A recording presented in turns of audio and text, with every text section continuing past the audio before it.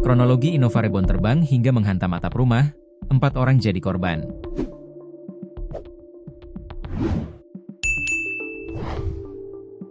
Kronologi kecelakaan tunggal melibatkan mobil Toyota Innova Reborn yang lepas kendali hingga terbang lalu menghantam atap rumah warga.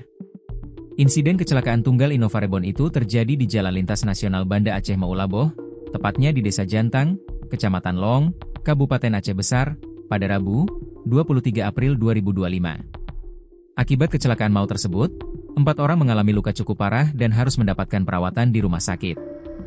Seorang saksi mata yang merupakan warga Kecamatan Long, Armiadi mengungkapkan, kecelakaan tersebut diduga disebabkan mobil yang melaju dengan kecepatan tinggi. Mobil hilang kendali dan terbang mengenai atap rumah warga, ungkap Armiadi kepada Serambi. Ia juga menambahkan bahwa kondisi jalan yang licin akibat hujan turut memperparah situasi. Kapolres Aceh Besar, AKBP Sujoko, melalui Kasat Lantas AKP Ferianto, melaporkan bahwa kecelakaan terjadi sekitar pukul 17.20 waktu Indonesia Barat.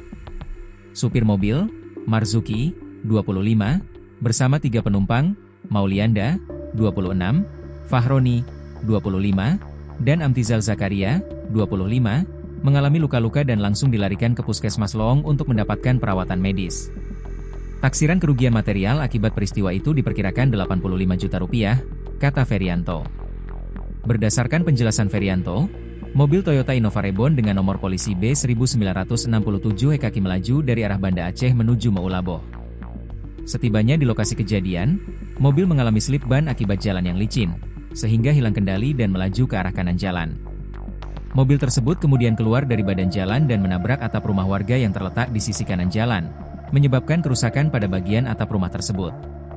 Rumah warga yang tertabrak mengalami kerusakan pada bagian atap, pungkas Ferianto.